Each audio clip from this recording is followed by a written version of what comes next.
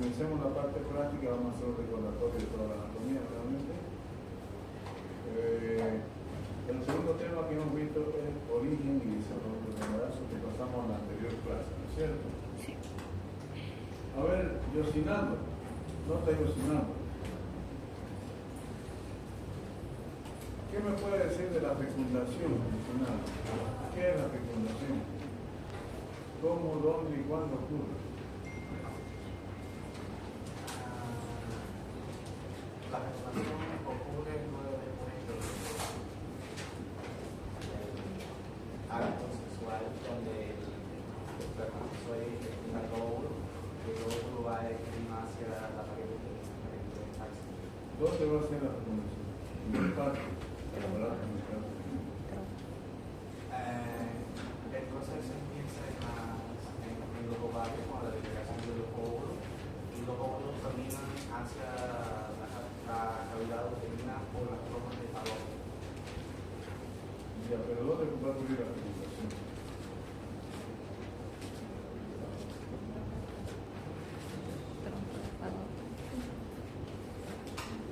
Todas las clases las voy a evaluar como tengo que ver con qué condiciones están ustedes.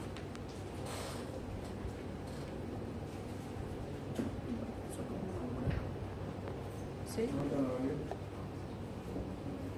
Dígame, Noelia, ¿dónde ocurre la fecundación? En la zona ovular, ¿De dónde? de las trompas de falopio. En la zona ocular de la trompa, ¿cierto? Bien. Sí. Padilla. ¿Qué pasa después de la fecundación, Padilla? Bueno, después de la fecundación pasa lo que es la migración y luego la implantación, porque viene, ¿cierto? No, usted lo ve en dos palabras todo. ¿Qué pregunta? Después de la fecundación hay muchos cambios fisiológicos que existen en ese huevo fecundado. Hay una división celular, ¿no es cierto? ¿Cómo ocurre esa división celular? La elección puede ser en tres, puede ser generativa, no, esas son las funciones. En otro colectivo.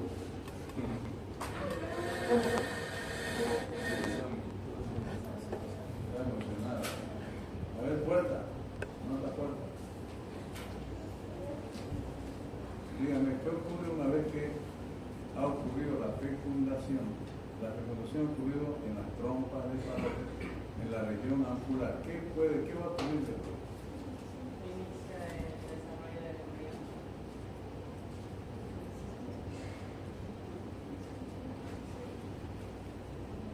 No sé si no hemos sido claros con sus compañeros en la clase anterior. La forma del cigoto, no sé. Luego la fecundación y la del huevo cigoto, ¿no es cierto? Después hay una división celular, ¿no es cierto? Hay una división celular que se divide en dos células y va migrando. Se va a dividir en cuatro células y sigue migrando. Al tercer día va a estar con cuatro células, al cuarto día va a estar con ocho células. ¿Cómo se va a llamar? Mórula. Ocho, se va a llamar módulo, ¿no es cierto? Al quinto día igualmente se va a dividir en 16 hasta 32 células y se va a llegar a denominar lactocito. Al sexto o séptimo día, ¿qué va a ocurrir con ese lactocito? Se va a implantar. ¿Dónde se va a implantar? En la cavidad uterina. En la mucosa endometrial del cuerpo uterino, ¿cierto? De preferencia en el fondo. ¿De qué? ¿Y qué pasos tiene que seguir para que ocurra la implantación? ¿Ve usted?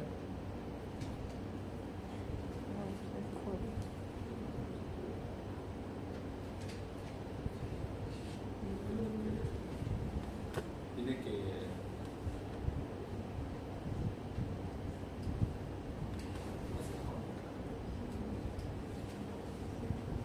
Primeramente hay un acercamiento, ¿no es cierto?, del lactocito a la mucosa endometrial, que es lo que se llama aposición. Después hay una adherencia del lactocito a la mucosa endometrial, que es la adhesión. Y por último está la invasión. ¿Qué pasa? ¿Qué hemos dicho que pasa si ese blastocito no puede implantarse en la mucosa endovenosa? Por eso no aborto. Cae, ¿no es cierto? Es lo que llamamos, como decía anteriormente, un aborto subclínico. Bien. Ahora tenemos que ver el tema de Móvil fetal. móvil fetal, ¿no es cierto? Y canal del parto. Este es un tema interesante, ¿ya? Porque aquí vamos a hablar de cómo el feto se acomoda dentro de la cavidad uterina. Como un feto. ¿Cuánto llega un feto? ¿Me dieron un feto técnico? 50 centímetros. 50 centímetros, ¿no es cierto? Y el cuerpo uterino mide entre 30 centímetros. ¿Cómo hace el feto para estar dentro de la cavidad? Claro. Es lo que vamos a hablar de la acomodación del feto en desarrollo. Y de eso se trata el móvil fetal. ¿Ya? Aquí sus compañeros, ¿quiénes son? Ya, buenas tardes chicos. Nuestro grupo les va a explicar sobre qué es el móvil fetal y el canal de parto. Los integrantes de nuestra exposición son mi persona, Ariana Guardia, Rodrigo Guarayo y Vianey Flores. Siguiente, por favor. Gracias. Para empezar el tema vamos a comenzar definiendo qué es el móvil fetal. La denominación de móvil fetal es un concepto morfológico dinámico mediante el cual se considera al feto como un cilindro o ovoide, integrado por tres segmentos principales. Tenemos la cabeza, los hombros y las nalgas. Estos tres segmentos son capaces por sí mismos de producir un mecanismo de parto. Siguiente, por favor. Tenemos los polos. Tenemos el polo pelviano o podálico, que básicamente está instaurado por las nalgas del bebé y el miembro inferior, y el polo cefálico, que está dado por la cabeza. Ambos van a tener ciertos diámetros y perímetros que les vamos a hablar en la siguiente diapositiva. Para comenzar, debemos recordar la anatomía de la cabeza fetal. Primeramente, vemos que nuestra cabeza fetal está dividida en cara y en cráneo. El cráneo lo vamos a subdividir en bóveda y en base craneal. Aquí en esta imagen estamos viendo la bóveda craneana. Aquí podemos ver el frontal, el parietal, el temporal y el occipital. Ahora, una característica específica de la cabeza fetal es que tiene sus suturas y sus fontanelas. Por este lado de la imagen vamos a ver la sutura frontal. Aquí vamos a ver la sutura coronal, la sagital, la lambdoidea, y también vamos a tener la fontanela anterior y la fontanela posterior. ¿Qué son las fontanelas? Las fontanelas son un tejido membranoso que está localizado en estos espacios interóseos, que permite a la cabeza del feto tener expansibilidad y reductibilidad al momento de tener las contracciones uterinas para el trabajo de parto. Siguiente, por favor. Ahora vamos a hablar sobre la antropometría fetal. Básicamente, el feto tiene mediciones que son importantes para valorar el pronóstico del trabajo de parto que vamos a realizar con nuestro bebé. Entonces tenemos los diámetros anteroposteriores, tenemos los diámetros transversales y otros diámetros que también son necesarios para evaluar. Tenemos como diámetros anteroposteriores tenemos el suboccipito brenmático, que va del occipucio al centro de la fontanela mayor. Este mide 9.5 centímetros y en el perímetro va a medir 32 centímetros. Tenemos al occipito frontal, que va de la glabela al punto más distante del occipital, va a medir 12 centímetros y el perímetro va a medir 34 centímetros. Tenemos al sincipito mentoniano, que va desde el mentón al punto situado en el medio de la sutura sagital, que va a medir 13.5 centímetros y en el perímetro va a medir 36 centímetros. Tenemos al submentón brenmático, que va desde la unión del submentón con el cuello hasta el centro de la fontanela mayor o brenmática, que nos va a medir 9.5 centímetros y de perímetro nos va a medir 32. Y tenemos al suboccipito frontal, que va del occipucio a la parte más saliente de la frente. Este va a medir 10.5 centímetros y en el perímetro va a medir 33. Enseguida les voy a mostrar una imagen para que se puedan ubicar mejor. También tenemos los diámetros transversales que vamos a tener, el biparietal, el bitemporal y también otros diámetros como el biacromial y el bitrocantérico. Ahora aquí en esta imagen nos vamos a ubicar mejor. Tenemos el plano antero-posterior y el plano transversal por este lado. Ahora, entre el plano antero-posterior podemos ver aquí los diámetros. Tenemos el suboccipito frontal, que básicamente es ubicarnos en el occipucio, en el sincipucio de nuestra imagen. Va desde aquí hasta el frontal y mide 10.5 centímetros. Tenemos el suboccipito bredmático, que va del occipucio a la fontanela mayor, que mide 9.5 centímetros. Tenemos el occipito frontal, que va desde el occipital hacia el frontal, que mide 12 centímetros. Tenemos el sincipito mentoniano, que va desde el sincipucio hacia el mentón, que mide 13.5 centímetros. Tenemos el sincipucio subnasal, que va desde el sincipucio hasta el subnasal, que mide 13 centímetros. Y también tenemos el submentobredmático, que va desde el submentón hasta la fontanela mayor. Bueno, aquí también tenemos el plano transversal, que vamos a tener el diámetro biparietal también por ahí arriba, como pueden ver, que mide 9.5 centímetros. También tenemos el diámetro biacromial, que mide 12 centímetros. Y el diámetro bitrocantérico, que mide 9.5 centímetros. En la siguiente imagen, por favor, también podemos ver estos diámetros, que aquí tenemos los tres más importantes, y también tenemos el diámetro bitemporal, que es 8 centímetros. Siguiente, por favor. Ahora, en la colocación fetal. Es importante reconocer la disposición del feto en cuanto a sí mismo, a la pelvis materna y también al útero. Por ende, vamos a ver las diferentes posiciones que tiene nuestro feto. Siguiente, por favor. Bueno, aquí vamos a ver lo que es la estática fetal, que básicamente es lo que les acabo de decir, es la posición que tiene el feto en relación a sí mismo, al útero y a la pelvis materna. Vamos a tener distintos ítems a evaluar. Tenemos la actitud, la presentación, la posición y la situación, que son los principales. La actitud básicamente va a evaluar el grado de flexión que va a tener nuestro feto. Igual más adelante lo voy a explayar más. Tenemos la presentación, que es la parte del feto que descansa directamente sobre la pelvis. Y tenemos dos tipos. Tenemos la cefálica y la podálica. También tenemos la posición, que es la orientación de la representación respecto a la pelvis. Puede ser anterior, posterior, izquierda y derecha. Y la situación, que es la región entre el eje longitudinal de la madre y el feto. Puede ser longitudinal, transversa o oblicua. Siguiente, por favor. Para evaluar todo este tipo de ítems, es necesario recordar las maniobras de Leopold. Para empezar, tenemos la primera maniobra, que evalúa la altura del fondo uterino. Básicamente lo que vamos a realizar es colocar nuestras ambas manos en el cuero superior, vamos a ponerlas por acá y vamos a tratar de sentir el fondo uterino. La segunda maniobra evalúa la posición del dorso fetal en relación a la pared uterina. Básicamente lo que vamos a realizar es utilizamos nuestras dos manos, las ponemos acá. Una va a estar estática y la otra va a palpar.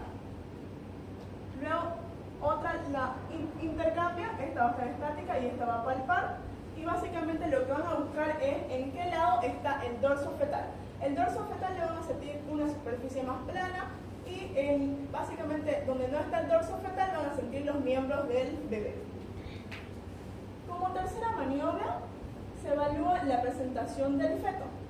Aquí lo que se trata de buscar el evaluador es la cabeza del bebé. Se utiliza el pulgar y el dedo del medio, se le posiciona en esta posición y se busca la cabeza. En la cuarta maniobra Se evalúa el grado de encajamiento, es la única que se hace detrás de la embarazada. Esta maniobra se llama la maniobra de despedida porque el evaluador se pone posterior a la mamá y básicamente lo que trata es de colocar sus manos así y alzar la pancita para ver si el bebé está encajado o no. Siguiente, por favor. Bueno, vamos a empezar desglosando lo que es cada ítem. Tenemos la actitud fetal, que básicamente se basa en la flexión del bebé. Como pueden ver aquí hay distintos grados de flexión. ¿Cómo tiene que estar nuestro feto flexionado? Nuestra cabeza tiene que estar flexionada sobre el tronco, los miembros tienen que estar flexionados igual sobre el tronco, superiores, y los miembros inferiores tienen que estar flexionados en el abdomen. Y la cabeza del bebé tiene que estar pegada al tórax. Básicamente, esta es la postura de máxima flexión, que es como lo que acabo de describir que debería estar el feto. Ahora también hay distintos tipos de flexión que el feto puede estar. Por ejemplo, tenemos la flexión de primer grado, que se llama la indiferente, que sería esta. Y también tuviéramos la flexión de segundo grado, que sería la moderada, y la flexión de tercer grado. Siguiente, por favor. La situación fetal. La situación fetal es la relación del eje longitudinal fetal con el materno. Y básicamente nos va a dar tres tipos de opciones. Tenemos la longitudinal, la transversa y la oblicua.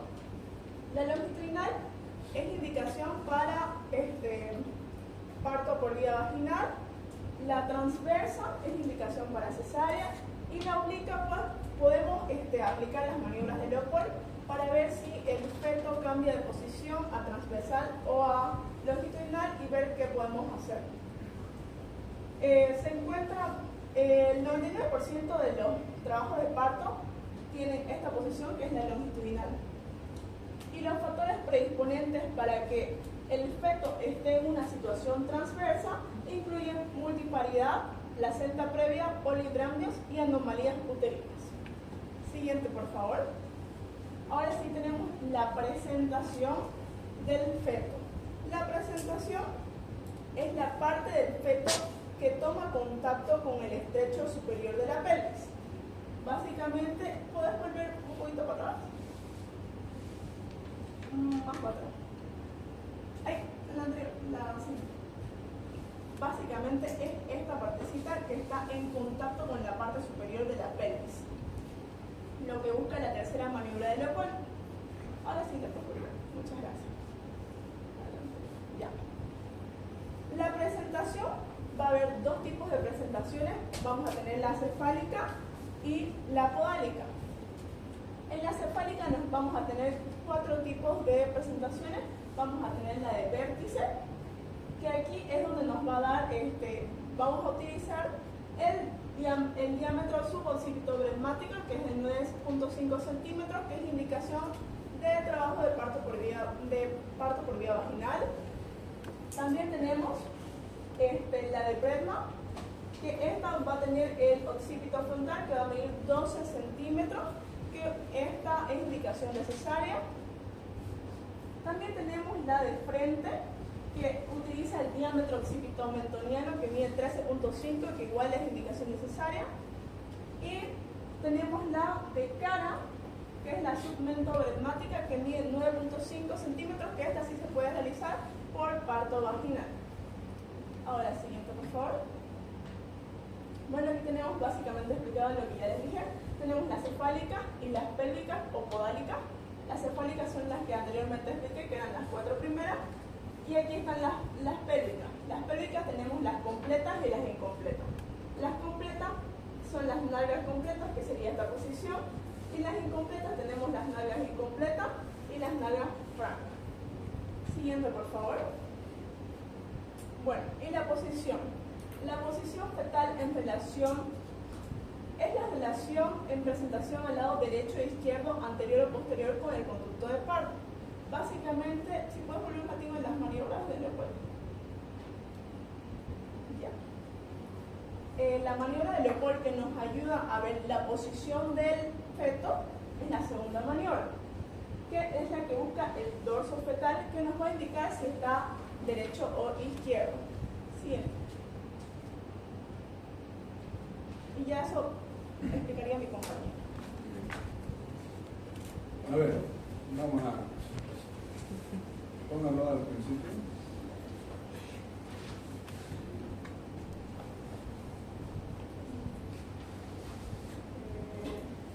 A ver, un poquito.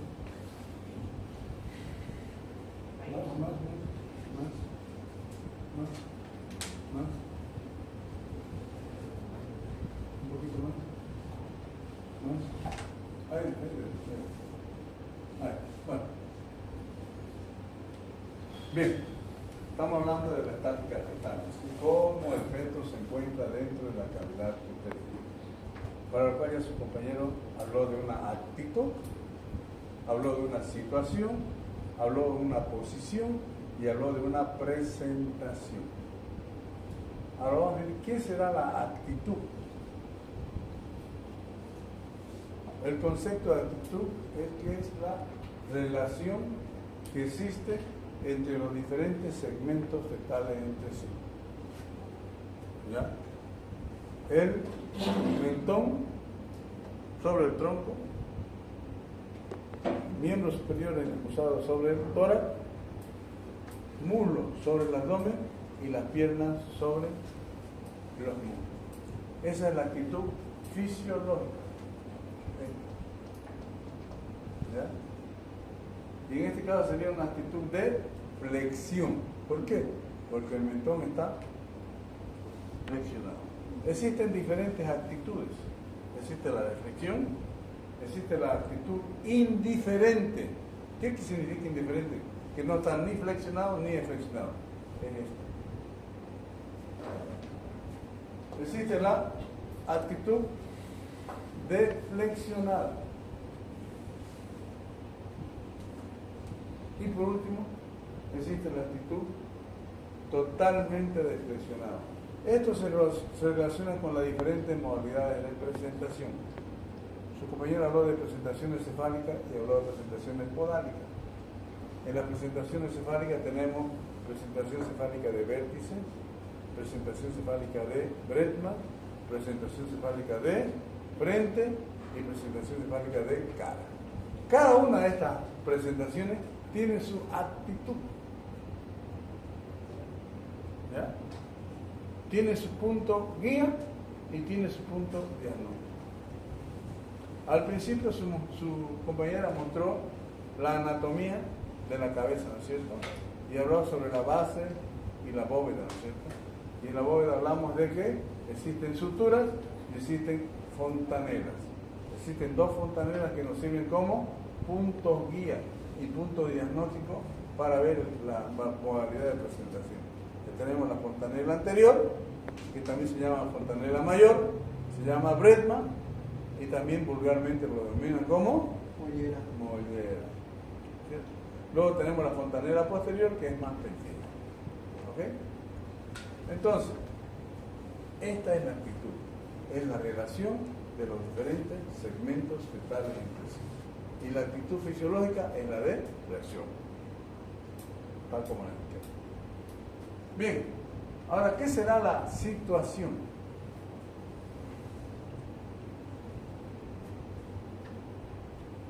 La situación se dice que es la relación existente entre el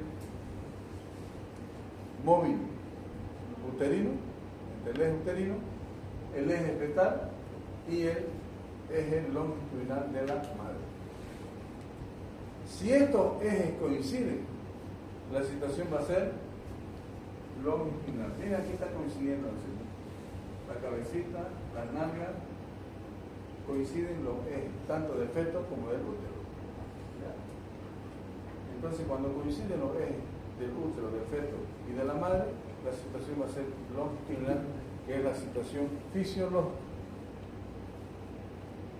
Si la cabecita está aquí y las nalgas en el fondo, va a ser una situación longitudinal.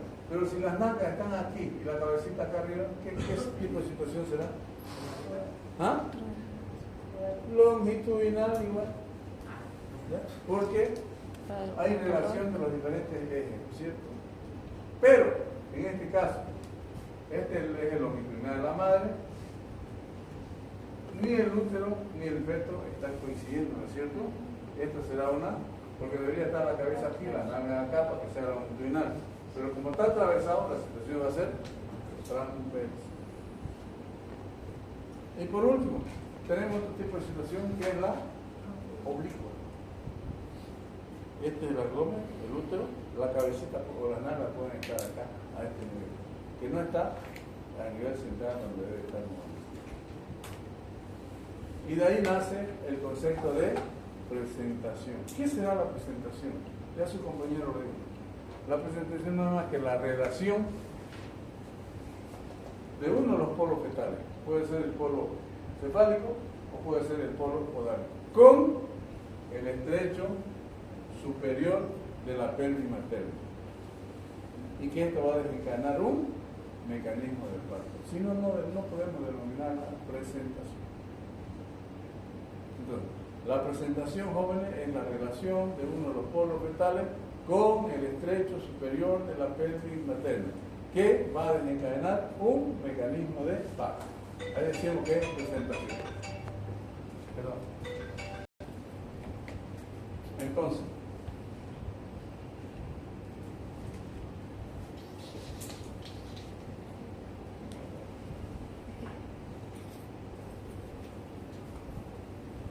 ya tenemos claro cuáles son los conceptos de actitud, el concepto de situación y el concepto de presentación.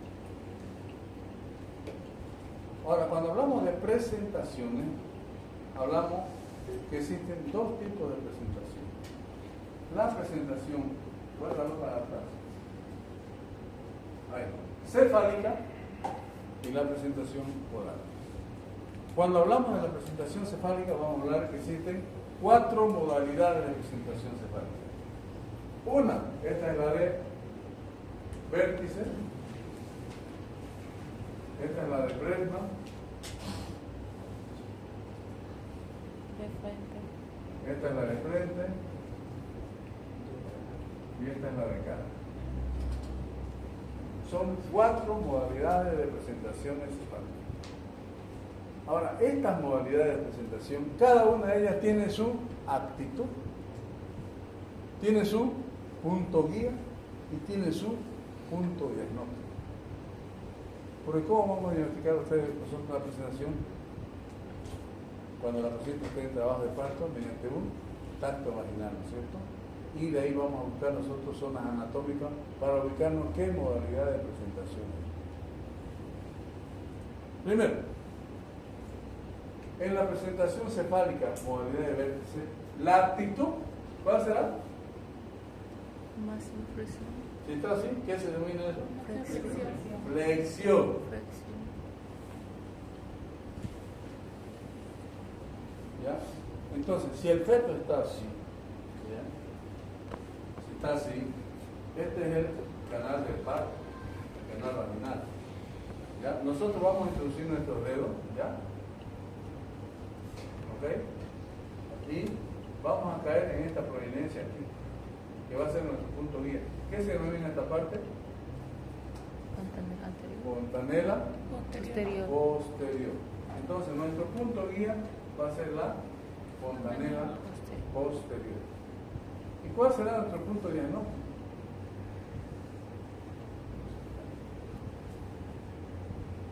Si el feto va a estar así, vamos a tocar aquí, vamos a bajar y nos vamos a tocar con esta parte que es la, con esta parte que es el, Anterior. ¿qué se llama?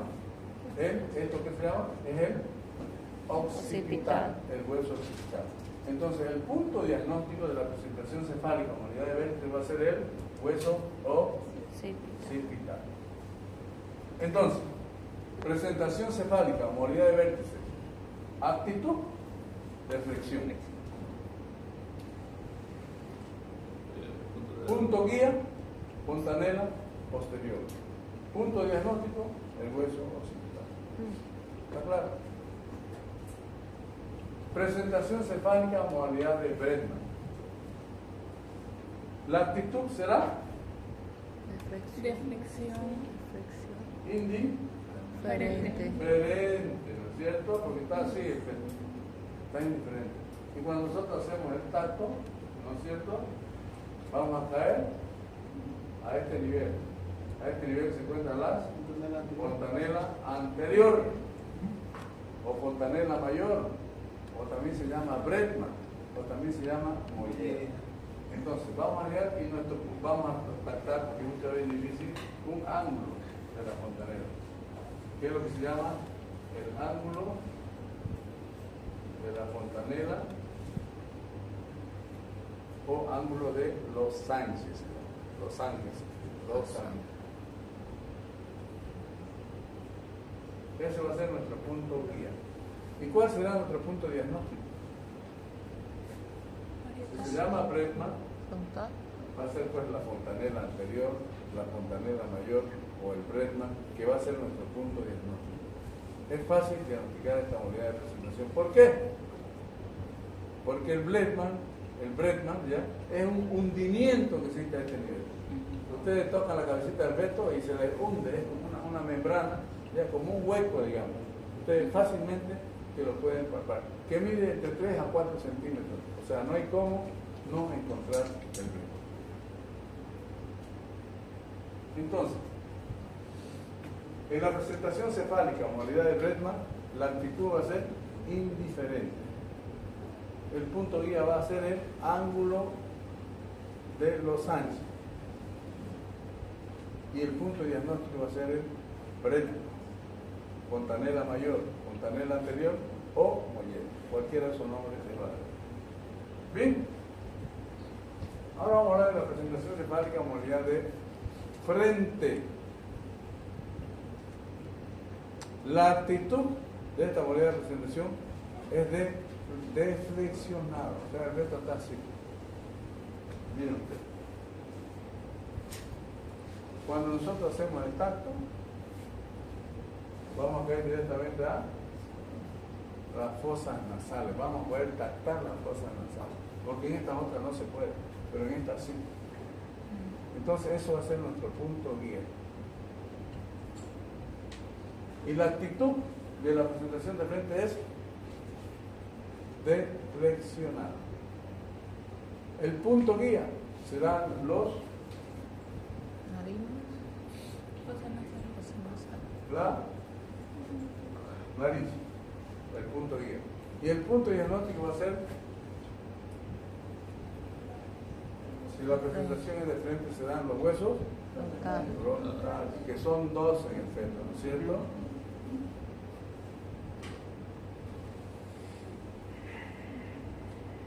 Bien, por último tenemos la presentación cefálica modalidad de cara. ¿Ya? Esta modalidad de presentación es rara, pero ocurre. La actitud de la presentación cefálica modalidad de cara será totalmente deflexionado. Ese feto está volcado, como veíamos así vulgarmente. ¿Ya? Totalmente deflexionada la actitud. El punto guía. Vamos a hacer el tacto y que nos vamos a tomar con la fosa nasal. El punto guía van a ser las fosas nasales o nariz. Y el punto diagnóstico, en este caso, va a ser el mentón. Es la única modalidad de presentación que nosotros podemos tactar el mentón del feto. En ninguna otra modalidad de presentación podemos tactar. Si ustedes se entran y tactan la nariz y tactan el mentón, es una presentación cefálica, modalidad de vértice. ¿Ya? Entonces, resumiendo, cefálica, tenemos 4 modalidades de presentación: vértice, Bretman, frente y cara. Vértice, actitud de flexión, punto guía, fontanela posterior y punto diagnóstico hueso. Occipital. Presentación cefálica, modalidad de Bretman. Actitud indiferente, ni flexionado ni deflexionado. Punto guía, tenemos el ángulo de Los Ángeles. Y el punto diagnóstico, el hueso pragmático o fontanela anterior, fontanela mayor o mayor. Presentación cefálica, modalidad de frente. Actitud deflexionada. Punto guía, la nariz o fosa nasal. Punto diagnóstico, el hueso frontal. Presentación cefálica, modalidad de cara. Actitud, totalmente depresionado. Punto guía, fosas nasales o nariz, y punto diagnóstico en el neurocomio. No hay más modalidades de presentación cefálica. La vía del parto, la presentación más fisiológica, el 98.5 de los partos normales son de presentación cefálica, modalidad de vértice. ¿Por qué? Porque son las únicas que encajan en el momento del trabajo del parto. El resto generalmente no encaja. ¿Ok? Por eso tenemos que valorar la modalidad de presentación para ver si vamos a hacer un parto cesáreo o vamos a hacer un parto normal. Porque podemos hacer sufrir a una paciente, ¿ya? La paciente va a entrar en trabajo de parto, va a tener contracción, va a tener dilatación, pero va a tener complicaciones durante el trabajo de parto. Porque esa paciente que esté con una presentación cefálica, modalidad de Bredman, de frente o de cara, nunca va a descender, ¿ya? Y va a ser malo para la paciente, va a sufrir la paciente si es que no sabemos hacer un buen diagnóstico de la modalidad de presentación, que si diagnosticamos de entrada, no hacemos sufrir a la paciente y la llevamos a un parto cesáreo inmediatamente. Ahora, cuando hablamos de las presentaciones podálicas, hemos dicho que tenemos dos modalidades de presentaciones podálicas: la completa y la incompleta. ¿Cuándo decimos que la presentación podálica es completa? Cuando la actitud del feto es fisiológica, igual se encuentra con las manos entrecruzadas, los muslos sobre el abdomen y las piernas sobre los muslos. Es una presentación podálica o pelviana completa. Y la incompleta es cuando uno de los miembros se encuentra extendido. Por ejemplo, en este caso, esto es una nalga incompleta. ¿Ya? Puede estar los brazos entrecruzados, pero uno de los miembros puede estar extendido. ¿Ok? Entonces, nosotros consideramos dos tipos de presentaciones: la completa y la incompleta. La nalga franca no la tomamos en cuenta, porque nos da lugar a dudas. No sabemos si es franca o si es completa o es incompleta. Por eso hablamos de completa e incompleta. Y no hay más modalidades de presentación. Esas son las dos modalidades de presentación que van a encontrar ustedes: cefálica y la podálica. ¿Ok? Bien, sigue. La posición ya quedó claro, ¿sí? Pero resulta que a pesar del punto diagnóstico, en base al punto diagnóstico, podemos verificar en qué posición se encuentra el bebé. O sea, perdón. Si el bebé está podálicamente o está cefálicamente y tiene una presentación, una presentación con diagnóstico cefálica, tendríamos que verificar de qué lado se encuentra. Y para eso utilizamos las nomenclaturas de obstetricia. ¿Está bien? En este caso, utilizando el ejemplo de la posición de vértice, perdón. Cambia la siguiente. Bien. En estas nomenclaturas obstétricas, para no escribir las extensas palabras que tiene, utilizamos abreviaturas. Ejemplo. Aquí dice: el uso de la sigla se utilizan en la presentación, la modalidad de la presentación, la posición y la variedad de la posición fetal. Y para esto se utiliza el punto guía y el diagnóstico. Ahora, si bien el doctor dijo que el diagnóstico en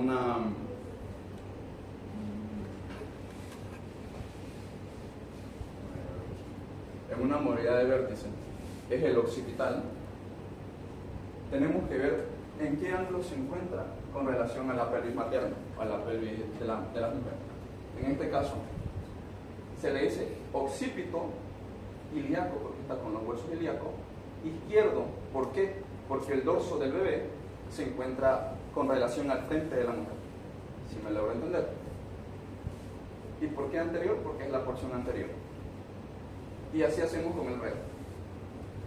Occipito, porque es la porción del punto diagnóstico, ilíaco, que se encuentra con los con los huesos ilíacos de la mujer, con la pelvis femenina. Derecho, porque se encuentra al lado derecho, posterior. ¿Puedes volver al cuadro anterior?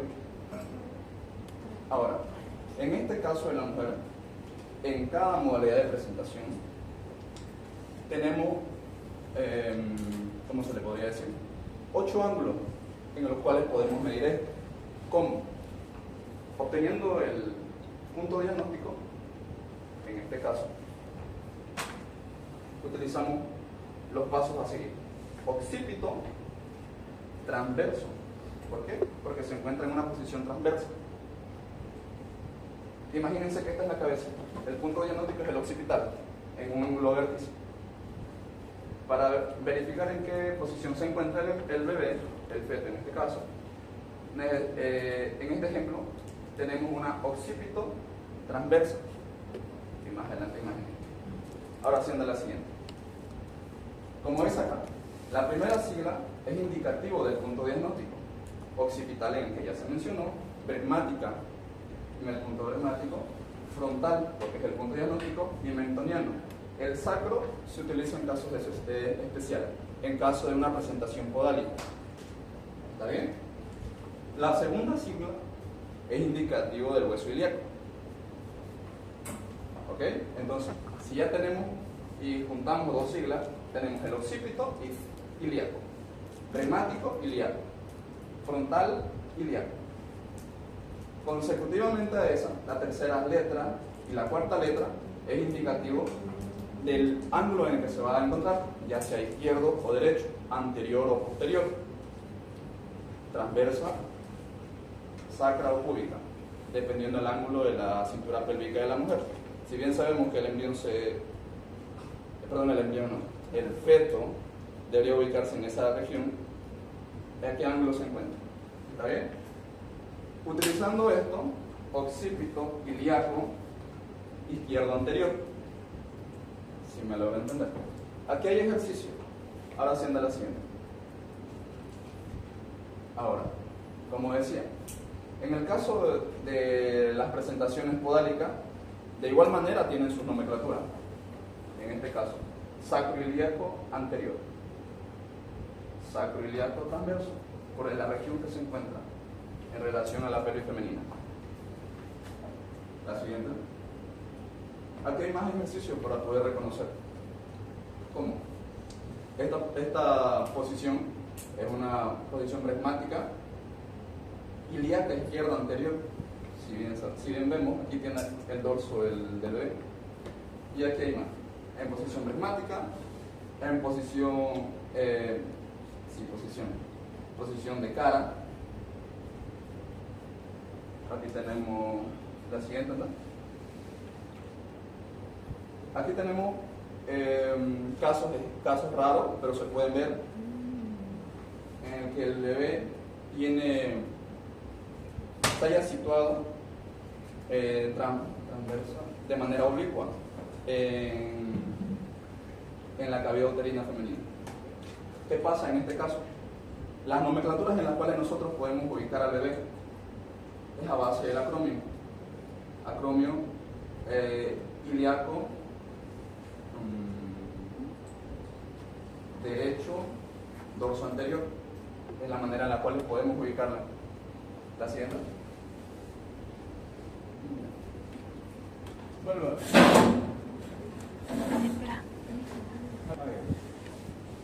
Bien, ya vimos, ¿no es cierto? Las modalidades de presentación cefálica, hemos dicho que tenemos la más común, la más fisiológica y la de Bert. Y la Bert siempre tiene diferentes modalidades, ¿cierto? Ya su compañero lo dijo que la de Bert la vamos a identificar como el punto guía del hueso occipital, va a ser una occipito ilíaca. Y de ahí vemos dónde se encuentra el dorso, si está a la izquierda, si es anterior y si es posterior, para denominarse. Y en este caso, esta es una occipito, ¿ya? Porque aquí está el punto diagnóstico. Ilíaca, porque está en relación con ella. Izquierda, porque mire dónde se encuentra el dorso, el lado izquierdo, ¿cierto? Anterior, porque está en la forma, está mirando hacia atrás, ¿ya? En este caso, occipito ilíaca derecha, ¿dónde se encuentra el dorso? Posterior, porque el dorso se cuenta hacia atrás.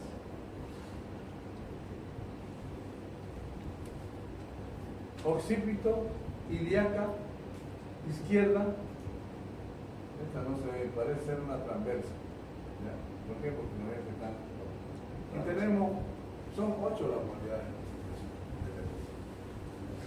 Tenemos occipito ilíaca transversa, tenemos occipito sacra también tenemos. ¿Por qué?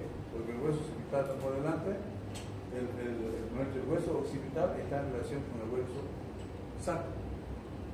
¿Ya? Y tenemos occipito púbico, porque el hueso occipital está en relación con el pubis.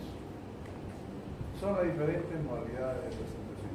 Pero las que tenemos que tomar muy en cuenta son las modalidades de representación cefálica, modalidad de vértice, porque esas son las que vamos a hacer el parto. Son las únicas que, es la única modalidad de representación que va para un parto normal. ¿Ok? Vamos, sigue. Con eso acabamos el móvil fetal. Ingresando al canal de parto, el canal de parto está compuesto por dos, el óseo y el músculo fibroso. En el caso del óseo está conformado por 4 huesos de la pelvis, ya sea el sacro, la coxis y los 2 ilíacos. Ahora, la porción músculo fibrosa está conformado por el canal de la vagina y tiene que estar en correlación, ya sea el bebé con la cavidad pélvica de la mujer. Vamos a encontrar lo que es el pecho superior, que va a estar formado por el promontorio, alerones, el sacro, las articulaciones sacroiliacas y la línea inominada. También está las ramas horizontales del pubis, las eminencias ilioperotíneas y el borde superior de la cintura pubiana, las cuales van a predominar el diámetro transverso, que tiene una forma de óvalo, que va a dividir en 2 arcos, una anterior y una posterior, delimitado por el transverso útil, donde mide 13 centímetros, la línea azul, que es el CPI, y el transverso anatómico, que mide 13,5 centímetros y con el punto más alejado de la línea inominada. La línea inominada se va a encontrar entre la pelvis mayor y la menor. Cuentan con jugador verdadero, la línea amarilla, que va a ir desde el promontorio hasta la parte superior del pubis. Y el conjugador técnico, que es la roja, que es desde el promontorio hasta el capullo, que va a medir 11 centímetros, y el conjugador diagonal, que va a medir 12,5 centímetros, que va a ir desde el promontorio hasta la parte inferior del pubis. En esta imagen podemos ver cómo se hace lo que es el tacto vaginal. Se mide desde el inicio del dedo medio y el índice hasta la punta. Mide unos 10 centímetros, en lo cual no tiene que tocar lo que es el promontorio, no tiene que palpar con el suelo. Y entonces, en caso de que palpara, quiere decir que no se va a poder dar un parto porque va a estar más ensanchado, más angosto. Cuando hablamos del canal del parto, hablamos en la parte ósea, ¿cierto? En la parte ósea tenemos los 2 huesos coxales, ¿no? El sacro, y por último tenemos el coxis, que es donde está formado el canal del parto. En el canal del parto, ya su compañero habló, existe un estrecho superior, existe una excavación y existe un estrecho inferior, que es el lugar donde va a pasar el feto durante el trabajo o el mecanismo del parto, ¿cierto? Habla del estrecho superior y se basa, y hablan también del promontorio. ¿Alguien me puede decir qué es el promontorio anatómicamente? El promontorio se designa lo que es a la unión del quinto lumbar, Y el sacro.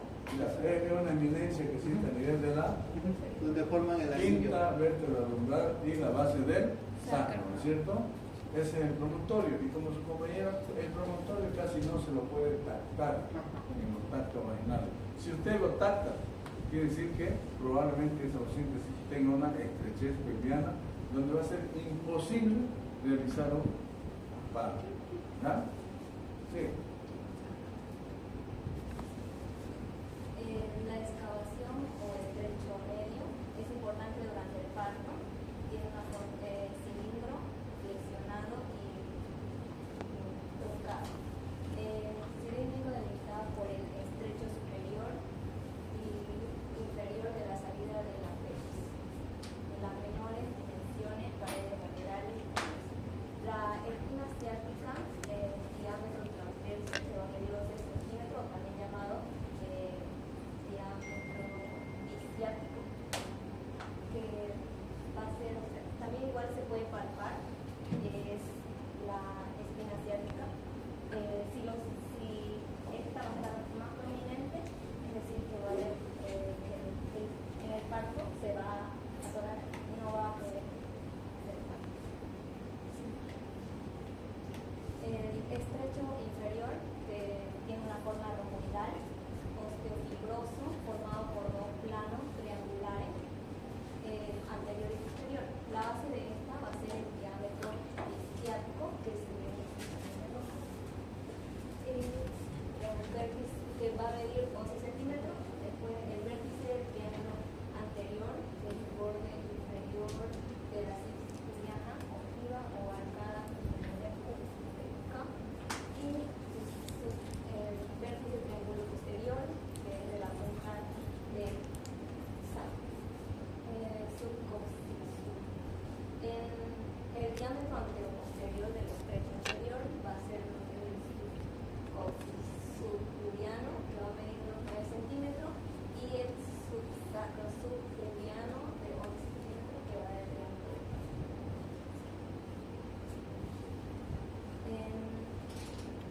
Esto es para lo que es la descensión del descenso. El grado de descenso de la presentación durante el trabajo de parto. ¿Ya? El de 1, que va a ser el 4, que va a ser el primero, que va a ser el estrecho superior, que va a ser. Después el borde inferior del pubis, en la parte medio de la segunda vértebra sacro, que sería acá, y la espina ciática y la articulación entre la cuarta y quinta vértebra sacra. Y la punta del coxis y el cuarto, que ya es la exclusión del. Esto es para ver el grado de encajamiento de la presentación. Se denominan los planos de Hooke. Y uno mediante el tacto vaginal va viendo más o menos en qué grado de encajamiento está la presentación. Teóricamente se habla que el primer plano de Hooke pasa por el borde superior de la sífisis pubis y va hasta la segunda vértebra sacra. ¿Ya? O hasta el promontorio, perdón. El segundo plano de Hooke va desde el borde inferior de la sífisis pubis hasta la segunda vértebra sacra. El tercer plano de Hooke va de las espinas ciáticas hasta la cuarta a quinta vértebra sacra.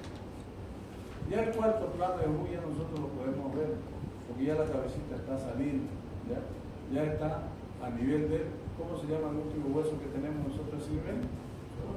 A nivel del coxis.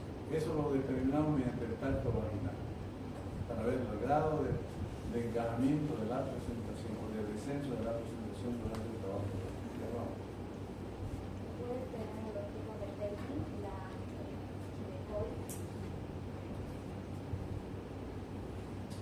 la ginecoide, antropoide, después la ginecoide y androide, cuál va a ser la adecuada para lo que es Parto. adecuada al parto, es la ginecoide. Sí, sí. El canal blanco, hay la cincha precoxigia y la cincha coxigia. La cincha precoxigia va a ser dilatable y la precoxigia dilatable y la coxigia no va a ser dilatable. La precoxigia está constituida por dos planos angulares, uno superficial y uno profundo. El superficial va a estar por el esfínter externo del ano, el transverso superficial del perineo, constrictor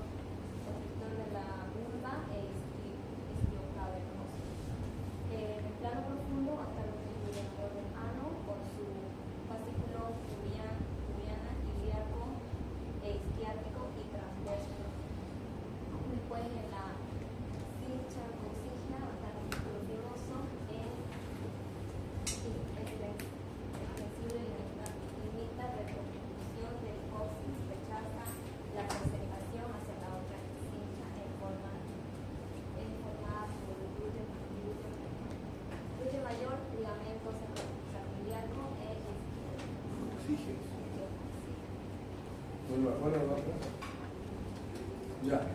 Aquí lo importante de este canal, el canal blando, es la parte superficial. Miren ustedes, ya nosotros llevamos anatomía, ¿no es cierto? Pero no hemos hablado de la musculatura. Aquí tenemos, este es el canal vaginal. ¿Ya? Este está el clítoris, aquí está el meato uretral. Este se llama el músculo bulbo cavernoso, también denominado músculo constrictor de la vagina. Este de acá es el músculo isquio cavernoso y el de acá es el músculo transverso superficial del perineo. ¿Por qué doy realce a esto? Antiguamente, a toda mujer que entraba en trabajo de parto, antes del periodo de expulsión, lo primero que se le hacía era un corte, lo que se denomina la famosa episiotomía. ¿Verdad?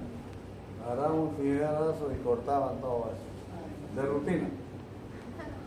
Hoy en día no, se hace la episiotomía solamente en casos necesarios. ¿Por qué?